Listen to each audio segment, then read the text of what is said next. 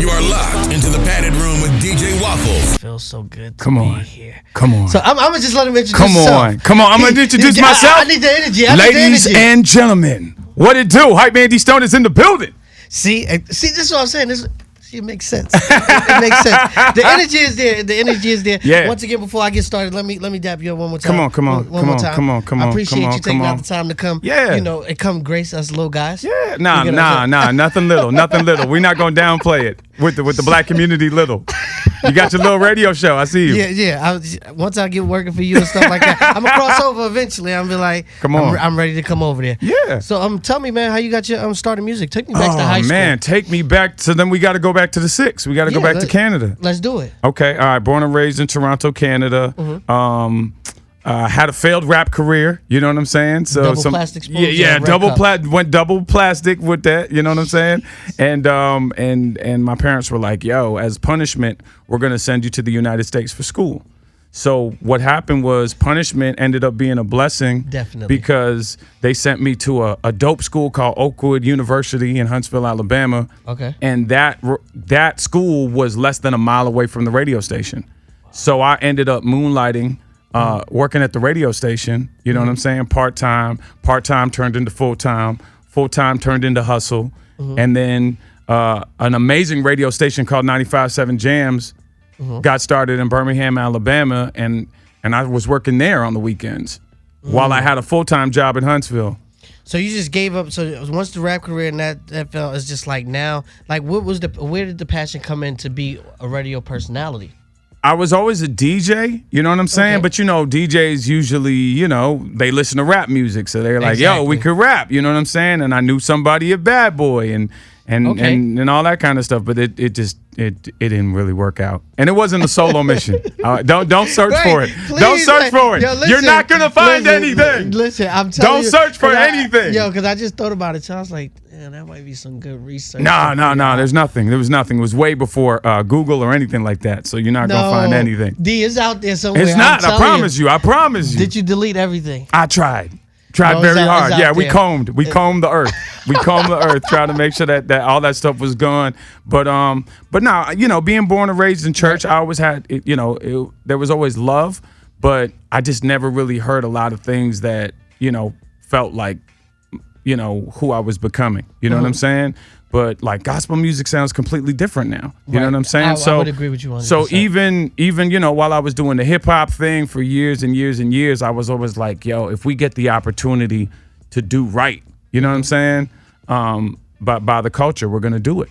So take me to the transition where you went from doing the hip hop music, and then you crossed over to secular music. So that's actually probably the funniest part of the story, because when I tell you, I was on my way to the club. Okay. Every Friday. Right. And there was a girl that worked. What club was this? This was in St. Louis. It was called the Spotlight. Okay. So if you got people in St. Louis, they'll tell you. I'm doing my homework.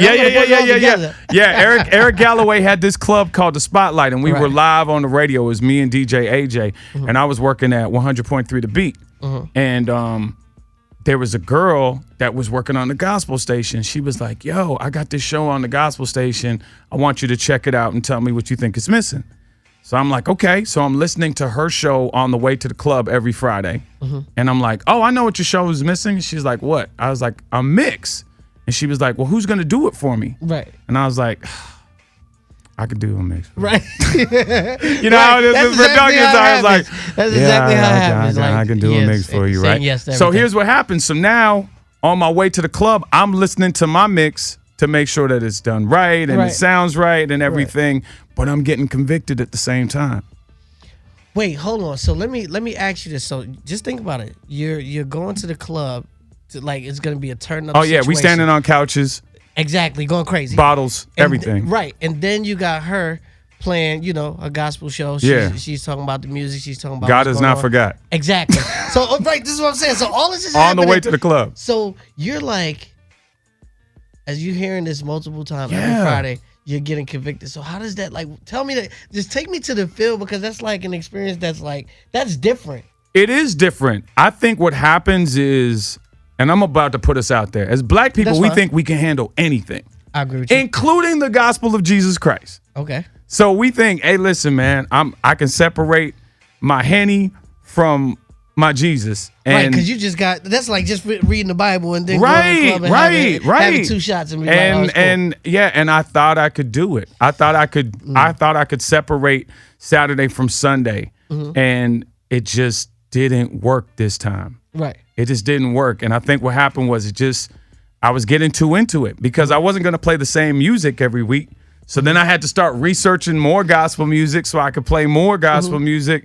And it just seemed like the deeper I got into it, the more my other life didn't feel right. You know what's so crazy? I thought I was gonna have one of those moments when one of my guys from the coached the Atlanta Dream. Okay. They called me into DJ Gospel Night. So I'm panicking and everything. Careful. So I'm just like, I'm trying to listen, I'm downloading everything. I'm looking up Todd Tribbett. I'm trying to Kenton Jones. I'm getting everybody, Molly music. I'm just like trying to grab every piece of music that I can have because I didn't never know I didn't have no clue. You got to be careful. And it's like close to like 6,000 people. Wow. This is like a WNBA game. Yeah. But it's gospel night, and it's like, Waffles, you're gonna play the music, and you're gonna come in and you're gonna do this. And I'm like, how do y'all think? How'd you do?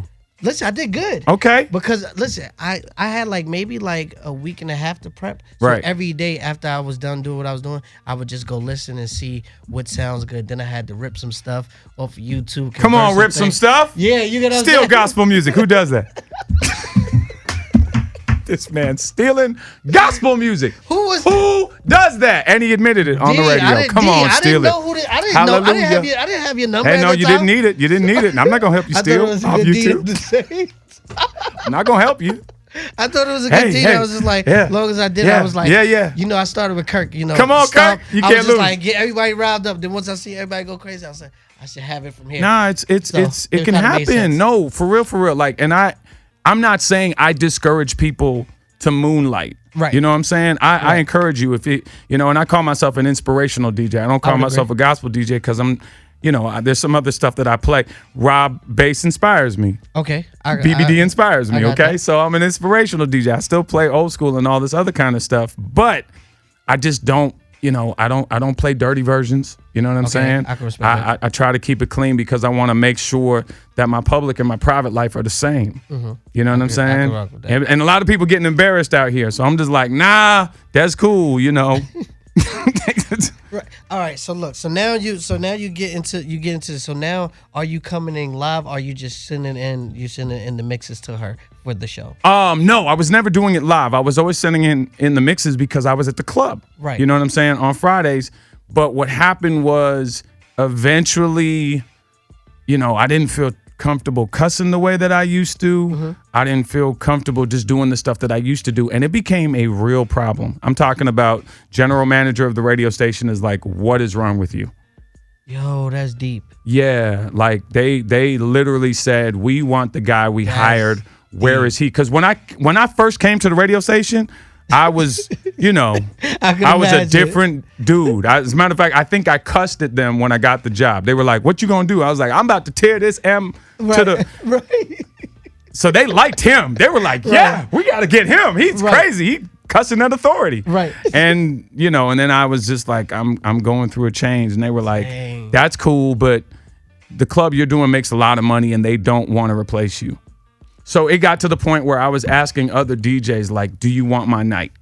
And then they were doing it, and people were like, we don't want him. Because I'm going to tell you what, when God's hand is on you, right, everything you're doing is going to be anointed. Right. Including cussing. Mm-hmm. So you do it well. It's a gift. Wait, I'm saying you do it well. I'm trying to tell you. I'm really trying to believe when God's hand is on your life, sir. When God's hand is on your life, somebody needs to hear this today. Somebody needs to hear this today. Everything you do is going to be anointed, including cussing. I'm here. I'm here. See, she just put her hands up, including cussing. I'm here. So and church, I look forward to your letters. But I'm just saying, including cussing. So I wasn't supposed to be doing it, but I was doing it well because his hand was on my life. So everything I was doing it well. Okay. All right, so now this starts to take off. So let me ask you, does it become a split on radio where you have to get off the radio and then go in that direction? No. Okay, so How do you finagle that? I was the program director at the station at the time. They couldn't fire you anyway. They couldn't fire me, but they were frustrated. you're the guy. They were frustrated. And I was training people. I was making people better. I was air checking the best at the station. So here's what they did. They were just like, all right, well, we'll try to work around it. What do you want? I said, I want a gospel show on the station. They were like, yeah, we'll give you one. I was like, thank you. They're like 6 a.m. on Sundays. So I had a club. I had another club night, which was Saturday night. And I was doing this club called Plush with John, who actually works here in Atlanta now. Okay. He has Boogaloo. Okay. Right? So I'm doing his club. I'm leaving the club, parking at the radio station, sleeping in the parking lot, waking up doing the gospel show. And this is what I would do every weekend. And then I would leave the gospel show and go to church. Wow.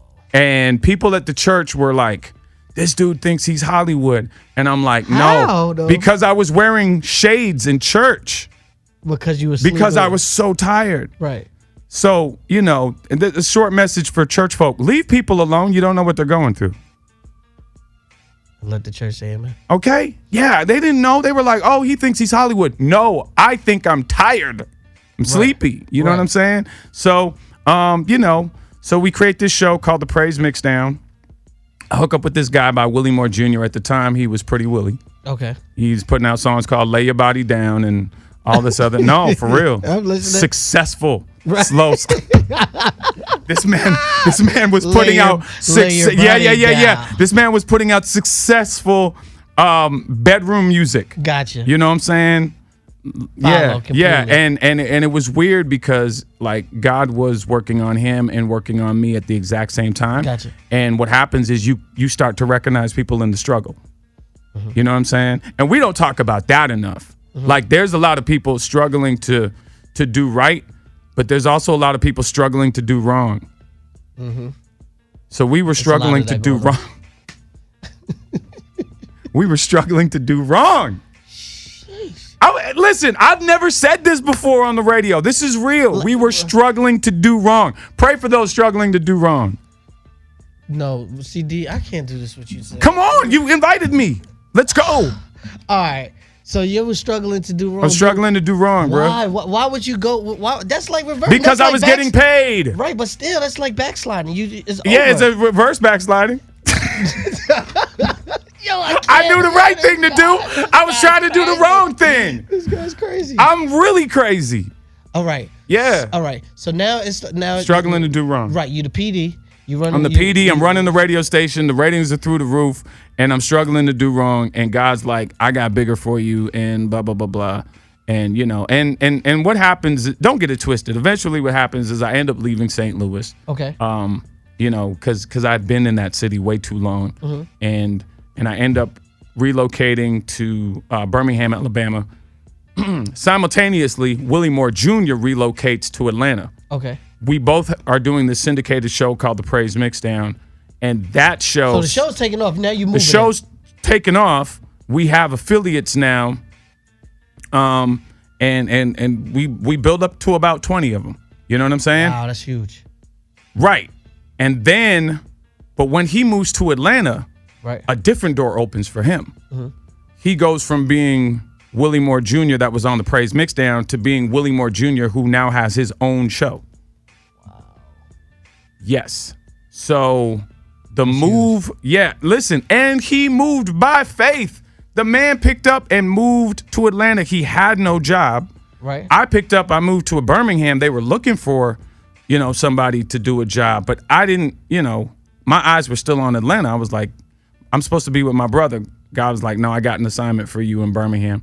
So we're getting together on the weekends. We're still doing the show. And all that kind of stuff. And then eventually God's like, okay, now I need you to move to Atlanta. And I'm like, to do what? And he was like, just help your brother out. So I get here, I'm thinking I'm going to work with him. They were like, no, we already have somebody. Wow. So I'm like, What am I supposed to do? Right after you done came down here. Right. A leap of faith. Do you know how scary it is to move to Atlanta? I could imagine. And you just, I don't even want to just tell you what I had to tell people when I was trying to get a place. Wait, I would love to hear how you get a place and you got no job? I don't know. You was lying? Nah, I didn't say that. What did you on this radio? I didn't say I was lying. I just said, do you know how hard it is to get a place when you ain't got a job? Did you lie, Dwight? Do you know how hard it is to get a place when you ain't got no job? In Atlanta? Boy, please. Yo, so we worked it out. Right. And this girl that I was working with, because when I was in Birmingham, I was the program director of the station there. Wait, you was always getting the big bucks though. God is always like looking out for me. I don't, I'm the type of dude, I'll get a job. Hold on, you was getting PD's jobs all over the place. Like do you understand how different that is? But can I tell you the funny part of that? That story. The funny part of that story is that I would get these jobs.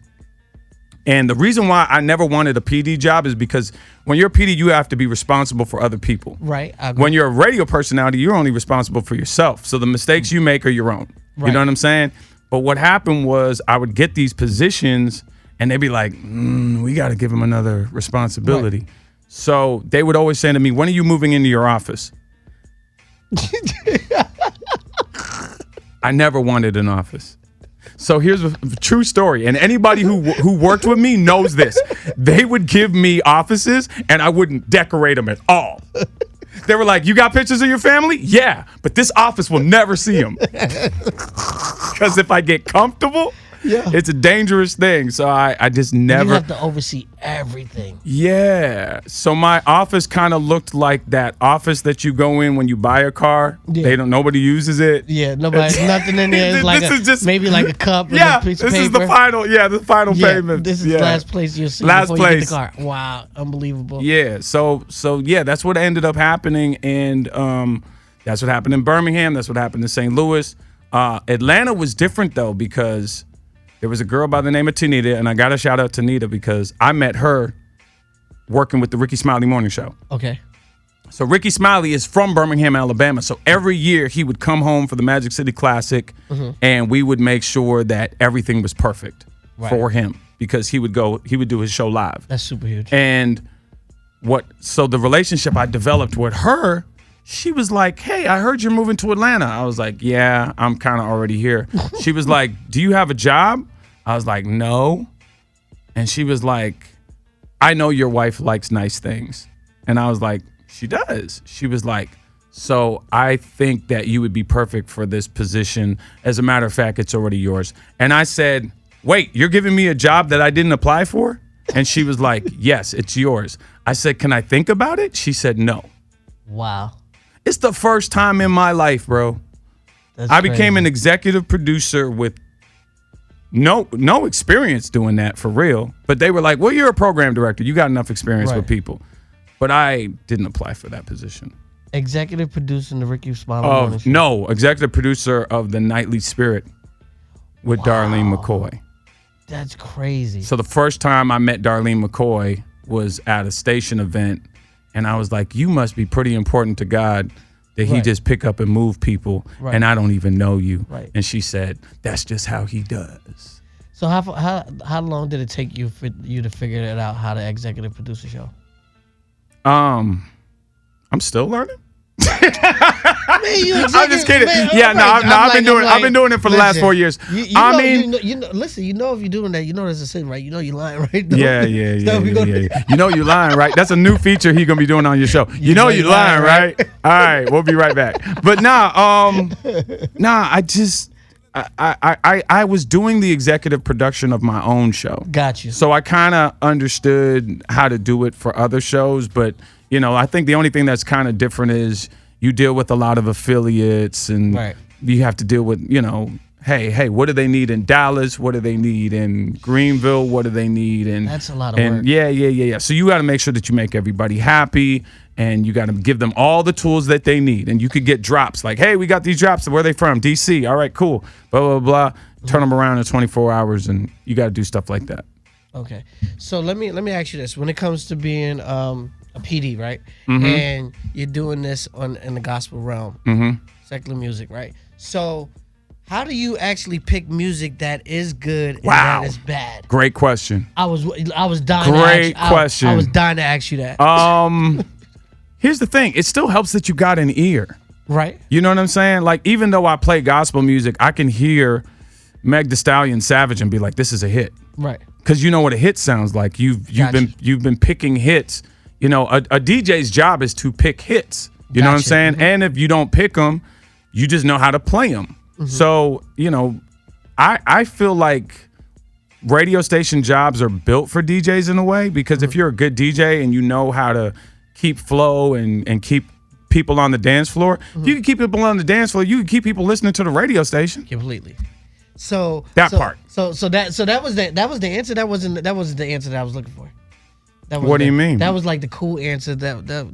Oh, you wanted to know? That was media training answer. No, that was not a really. Yes, it was, because okay, why? Like, you didn't give me like, once you, all right. So if you get the record and you listening to it, you're just gonna be like, oh, maybe no, this is not right, and then that's it. I need what it would be. You know what? This happens. Can I be honest with you? I think that at the time when I was doing it, mm-hmm. I don't think the records that are out now weren't out. Gotcha. Okay, there was no WAP. Gotcha. You know, when I was PD, right. I think. But this is what I'm saying now. I've heard PDs have called me, right, and said, "How did you do it?" And I would say to them, "Hey, listen, you're still in it, so right. I can't really tell you, because there was just no WAP. There were some pretty bad songs that I had to super clean, and I created a company that mm-hmm. would like super clean the music. You know what I'm saying? Because I feel like the people that edit the music mm-hmm. at the labels, they don't have the moral compass. Gotcha. Shout out to the labels. Shouts to the labels, but you got to hire somebody with a moral compass. Holla at me. You know what I'm saying? There we go. So what happened was radio stations in the South, right, in the Bible Belt, mm-hmm. they would reach out to me and say, "Hey, let me get your clean version." Gotcha. Because I would super clean the songs. So that's what you're asking about. Like, what would I do? I would add the record, but I would super clean the song. Okay. What if the song was bad? How do you let that? Oh, it sounded like you were listening to an instrumental. This guy's good. I would clean it all the way out. Listen, we clean records now. I actually have. They're entertaining. I'll let you hear. I'll let you hear some of my super clean versions. I'm talking super clean. You're like, yeah. Oh my God. All right. So listen, tell me about the Twitch situation. Like, yes. Like I've caught you on Twitch. I was like, oh, he's going crazy. Yeah. Like tell me, like, what made you get into that? Like, taking into that realm. It was it was just a situation where I felt like I especially during this pandemic, I felt really disconnected. Right. You know, okay, from the people, you know, and I felt like there were a lot of people that would hear my mixes on the Ricky Smiley Morning Show, and mm-hmm. they would hear me on the Willie Moore Jr. Show, but they were just totally unfamiliar with who I was mm-hmm. and, you know, how I get down.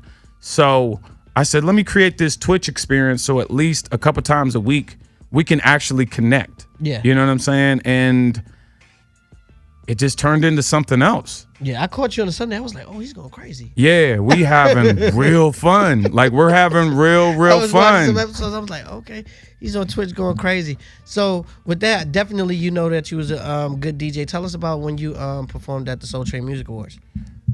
So I've never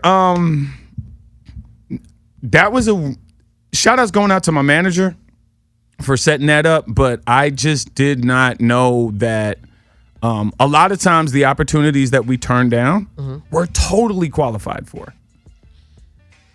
All right, so let me ask you this. Do you get nervous? Do you get nervous in these situations? but I understand. It goes back to what I said before. When God's hand is on your life, you're really ready for any situation, mm-hmm. but you'll talk yourself out of it. I'm telling you. He's already like said, yo, you're qualified for this, you're qualified for that. But if you spend enough time alone with your thoughts, you won't do it. And you know what's so crazy? I felt like that because it was like Even with like the land. Did you feel that way with the WNBA situation? Yes, because it was like they was calling me on all the big nights, fan appreciation night, where everybody's gonna be there, bro. and they like, "Hey, Waffles, we're gonna need you to come." And I'm like, "What?" Yeah. But at the same time, it's like when I go in, I kill. So it's like, all right, cool. Yeah. But in the beginning, it's like I got so many butterflies, and I'm like, I don't know if I want to call out this one and be like, "Oh, I'm just sick" or something like that, because I get nervous sometimes. But it's like once I get in there and I get in my groove within like the first two minutes, it's like going to the races after that. I think preparation is like cologne. Mm-hmm. You can overdo it. But how do you can overdo it. You could just be like, hey, bruh, I'm going out tonight. Got it. That's enough. Or you could be listen. That's me, but I still perform well. But the over preparation is like every day is like I'm really going back to stuff. I'm going back to my Shazam. I'm going this. I'm still downloading. Yeah. But and then it's so crazy that I downloaded all this music, and when I get there, I ain't played 75%. And that's what I've done that. Yes, that's crazy. Yeah, I've done that. Crazy. I've totally done that. That's why I'm like over prep. Over prep is the devil. It's the devil. It's the devil. Over prep is the devil. I said it. So tell us right now where you're at in your career, like your stats. Where you're at as a DJ, where you're at as a APD. Let us know where you're at. Yeah. I mean, as far as the life and the career and all this kind of stuff, the pandemic has kind of made me reposition priorities. Okay. A lot of us are not here. You know what I'm saying? So it's one of those situations where you kind of have to. I'm big on being grateful for the things that we take advantage of. Mm-hmm. You know what I'm saying? So now I'm just kind of at a place of, all right, we got the praise mixes on Ricky's show and Willie's show and the praise mixdown and the nightly spirit and all this kind of stuff. And Praise 102.5, shouts going out to them. They got amazing ratings right now.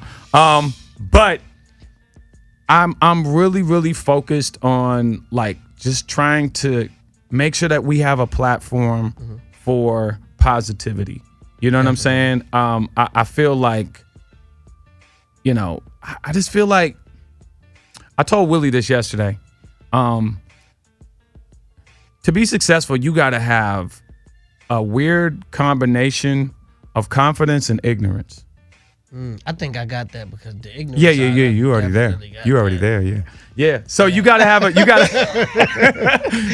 no work needed. Right. But you got to have a cool combination of confidence and ignorance because what happens is I feel like a lot of times, especially with social media, we always feel like we have to present people with a whole lot of amazing things. And truth of the matter is they just wanted to see you today. Right. So sometimes we got to scale it back a little bit and just be like, yo, I'm going live. Whatever happens, happens. Right. You know what I'm saying? Versus the light number one, light number two, mic number one, mic number two. All right, super compression, blah, blah, blah, blah. Right. And people just wanted to see you. They just wanted to connect. Like the one thing I love about D Nice, I don't even think this man uses an iRig or anything. I think he just DJs. All right. You gonna leave it alone? Yeah. Okay, good. Because you're not gonna say nothing you regret. Yeah, okay. Yeah. But the point is that maybe it's different now. Right. But in the beginning, he just got on there and did his thing. Yes, definitely. So I just think sometimes we just gotta go out there and do our thing. Now I'm not saying don't work in excellence. We are always gonna promote Black excellence, but good grief. Don't be so excellent that you're not available. Wow. Come on, somebody. That's a T-shirt. That's a hashtag too. If don't be so excellent. I mean, you know why? Look how many artists that we have begged to get music from, and we don't get music from them. Our interviews. How about that? Let's just be. Wow. Let's be 100% real. Shots fired. Boom, boom, boom. Pow, pow, pow, pow, pow, pow, pow. I had the little gun. Pow, pow, pow, pow. Right. Yeah, you don't get an interview from them. You don't get any music from them. Why? Because you're so focused on being perfect that you don't give us anything. But you know what's so crazy, Stone? They have to come back and see us eventually. Because I think our lifespan is longer than their careers if you really want to be technical. Big facts. So when you don't make it up there and you have to start all over again, you're gonna have to come see me eventually. I'll be sitting right here, but I don't know if I'm gonna treat you the same way. No. I might still do my job. Yo. No spotter needed. Got it. He said, I got it. I got it. No spotter needed. Listen, I got it. All right, so listen, Stone. Did you ever pull a DJ Khaled? Have you ever produced a record with you? I'm currently working on that. I'll be releasing music really soon. That's dope. I don't think I'm gonna be telling everybody it's me. Right. Because I just want the thing I hate about being a DJ sometimes is that when it becomes your project, then it all becomes political. And I'm just like, nah, if you can just that's a good see, you just gave me some more games. No, it's the truth. When we put out music, it becomes political. You know what I'm saying? Versus if they didn't know it was your stuff, they would just be like, "Oh, that's a great record." And then you're like, "You mean my record?" And then they'll say, "Oh, that's your record?" Right. Yeah, I don't think we can add that this week. Yeah, I might take. What? I might take my name Well, you off the just album said you that's liked coming. it. I'm taking my name off the album. You just said you liked it. Listen. Nah, I don't know if we have space. You don't have space for that, or you don't have space for me. All right, so listen. Right. So this is what we're gonna do, right? We're gonna become best friends from right now. Come on. Right, so because I need a new friend anyway. Yeah. Now You need some advice? I'm gonna take somebody out of my fave five. Am I in this? Yeah, I'm gonna take somebody out of my Come fave on, five. MySpace. And now Your you're gonna fave be. five? I'm not gonna do this with you, Stone. I'm just I saying. need I you mean, to the listen to last me. person who had a fave five was MySpace. That's why this is my show. Okay. This is my show. And MySpace, you stole that. Gotcha. idea. All right, so listen. All right. So this is what I'm about to ask you to do. Uh-huh. I would like you to be my mentor. Live on the radio? You asking me this? Yeah, why would I Well, yeah, because I can't say no. It's just like live. I'm Said, going live today. I want you to be my mentor. I'm going live right now. All right, well, send me the tape. At least send me the tape. Right live. You can right be. now. All right, come on. Right now, going live right now. DJ Stone is now mentoring DJ Waffles. Say it again. A. Bow. Dwight Stone is now mentoring DJ Waffles. One more time for the people. On a drop. Yes, and he can't there lie. There it is. And I can't lie because he made it sound like this. All right. So listen, Stone, man, I appreciate you coming by. No. If I'm going to be your mentor, ask me a question. Let me make sure I can do it. So let me make sure I can do the job. So listen, first of all, I don't want to say pick your brain. I just need to know a lot of stuff about radio. I need to know a lot of stuff about PD. I need to know a lot of stuff about Christ. Okay. So listen, make sure that I get can the teach whole, you. Yeah. We can do that. You got my number, right? I'm about to get it. Okay, so get it. You know what I'm saying? So this is what this happens for. You used me. You used me to get me in here. Did an interview. You really wanted a mentor. It worked. Look at God. He used me. It's good. Definitely, man. Well, have you ever mentored anybody? I mentor a lot of people. Okay, cool. So yeah. Who mentored you? Good grief. I come from a West Indian family, so I think they would want to get credit for mentoring. Come on, Trinidad, Jamaica. Listen, we was about to get crazy. Yeah. No, that's good. That's good. No, that's cool. That's cool. What part of Trinidad is your dad from? You don't even know. I don't even know. But have you been to Carnival? No, I didn't. I never made it there. Oh, you're a Yankee for real. Born and raised in America, right? Don't do that. No, because that's what they called me. That's why Listen, hold on. But that's what they said. When I would go home, my dad's passport right no, now. listen. When I would go home, they would say, "What happened to your accent?" And I'd say, "What accent?" And they say, "Oh, so you're a Yankee now. You don't have no accent. Yeah, you're a Yankee." Like only people from the islands call people from in America Yankees. Like we're all on the baseball team or something. Where you come up with this stuff? Like we're all on the baseball team. Oh, so you're a Yankee now. So you don't know nobody. You're not coming to foreign. All right. Listen, this interview was special. Yeah. I'll be back. I'm going to be a friend of the show. Returning guest. Come on, I'll be back. Hopefully I won't have to wear a mask, and it'll be done. We're going to get shots and stuff. Yeah, I got the first one, so we're going to get the second one. Did you get the Pfizer or did you get the Johnson? It's so crazy that has become a real discussion. Yes. Like I got the Moderna. Oh, Moderna. I got the Moderna and it was weird because I was wondering when the pain was going to go away from the shot. I was like, yo. How long did it it's just stuck around for like a week. I tried to make sure that I didn't use my scratch arm. Right. I was like, yeah, you could take the left. And then I went live on Twitch And I was just killing the right. Just killing they were like, what's wrong with him? I just got the shot. Killing the right. Yo, where did they find I you was at? killing the right. I was killing the right, man. You are crazy. Killing the right. I was holding the mic with the right. I was like, yeah. They were like, yo, this man. Scratch on. Yo, I'm trying to tell you, I had like no feeling in that arm, man. After a while, I was just like, yo. Wow, that's what it does. Shout out to Corona. Yeah, man. Shout out to Corona. All right, so before we get out of here. You know what they say about Corona, right? What? It's killing the game. Too soon. Oh, man, y'all could have heard a pin drop in here. Corona's killing the game. For us to laugh. Yo. What's wrong with you guys?